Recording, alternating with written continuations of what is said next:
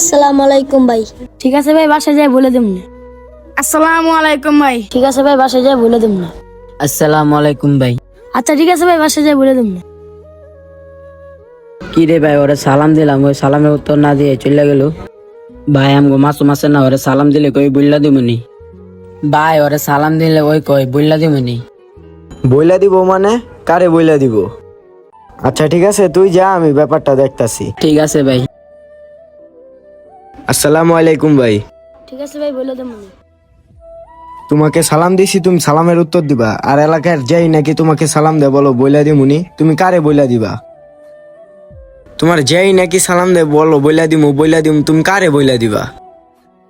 ঠিক আছে ভাই, তাহলে আমার কথাটা শুনেন। যখন আমি গরিব ছিলাম, আচ্ছা ভাই শুনেন, আমি যখন গরিব ছিলাম তখন মানুষ তো আমার সালাম দিবে দূরের কথা, কে আমার নাম ধরে ডাকে নেই। আচ্ছা শুনেন ভাই, আমার হাতে যখন টাকা আসা শুরু করলো তখন আমি বড়লোক হয়ে গেলাম।